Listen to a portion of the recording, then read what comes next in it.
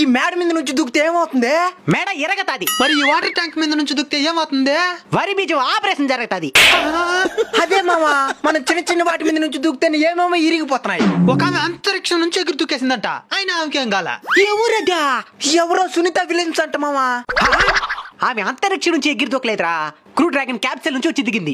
అర్థం కాలా? మీకు అర్థమయ్యే విధంగా కామెడీగా చెప్తాను వినండి. ఆకాశంలో ఇంటర్నేషనల్ స్పేస్ స్టేషన్ అని ఒకటి ఉంటది.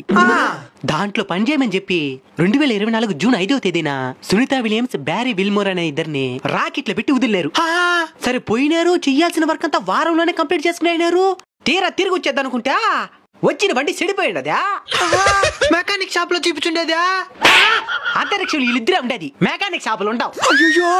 ఆ తరువాత శాస్త్రవేత్తలు 9 నెలలు కష్టపడి మన ఎలాన్ మస్క్ మామ స్పేస్ ఎక్స్ సంబంధించిన క్రూ డ్రాగన్ క్యాప్సూల్ ని అంతరిక్షానికి పంపించి వాళ్ళిద్దరిని సురక్షితంగా భూమి మీదకి తీసుకుని వచ్చినారు.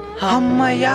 వారంలో వచ్చేద్దాం అనుకున్న వాళ్ళు 9 నెలల 14 రోజులు అంతరిక్షంలోనే చిక్కుకుపోయినారు. అది ఎలాంటి పరిస్థితుల్లో సరైన తిండుండదు, వాళ్ళ యూరిన్ ని వాళ్ళే ఫిల్టర్ చేసుకుని తాగాల్సిన క్లిష్ట పరిస్థితులను ఎదుర్కొని చివరికి వాళ్ళు చేరుకోవాలనుకున్న గమ్యాన్ని చేరుకున్నారు. దీనిని బట్టి మనమేం అర్థం చేసుకోవాలి?